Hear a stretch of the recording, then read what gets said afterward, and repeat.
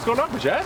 Hey, look what I got. Look what I got. Oh my gosh, we've got some beautiful glass gem corn. Glass gem corn.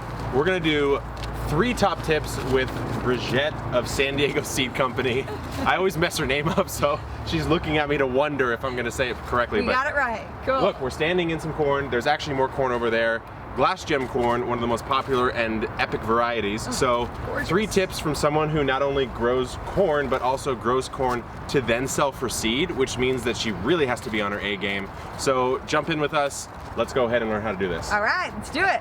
Hey guys, Brijette with San Diego Seed Company, and today I'm giving you my 3 top tips for growing corn. So tip number 1, you have to know how to plant it. See how I have it planted in a block? There's a reason why farmers do that, and that's because the pollination is key to get your ear development.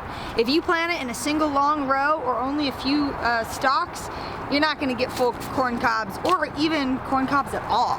So that's tip number 1. All right, and now tip number 2. So the most important part about getting really full, beautiful corn cobs is pollination. So up here, you have the pollen, and this is gonna fall down onto the silks. What's really interesting and absolutely incredible to me is that this pollen will fall down and fall onto these silks, and each individual silk will coordinate with a corn kernel.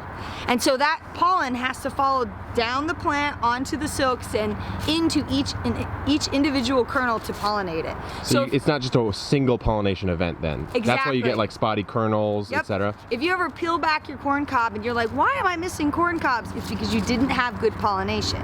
And the way to ensure good pollination is planting in nice, tight blocks. If you live in a windy area like we do, we plant twice as much as we want, knowing that we're not going to get full pollination.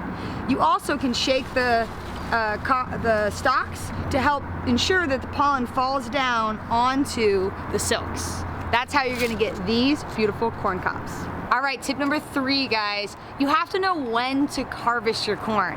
If you harvest it at the wrong stage, it's not going to taste very good. And it's all dependent on the type of corn that you're growing. I have here the glass gem corn, which is beautiful, which is a popcorn. Now, if you were to grow this and peel back the stalks and try to take a bite, you might break a tooth. This is made for popcorn, which you actually can pop like you do regular popcorn. So know when to harvest this. The husks have to be brown. See that color? Here, these are not ready. These are still developing.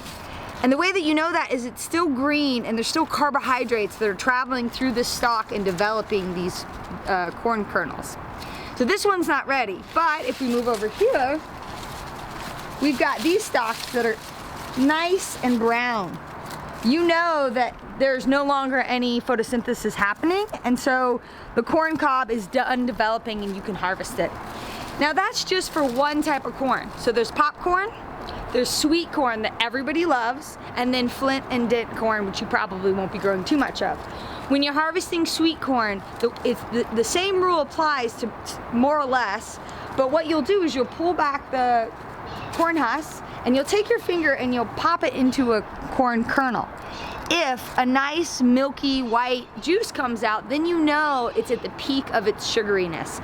That's when you can pull it off and literally just eat it like they do in the cartoons. Those are 3 tips, but we keep it epic here at Epic Gardening, Brijette. I would love to have one more for everyone. All right, one more epic tip is to make sure you water correctly. Water at the ground level. Do not overhead water your corn stalks. It's gonna promote disease and other things, and you're not gonna get these perfect, beautiful corn cobs. There you go.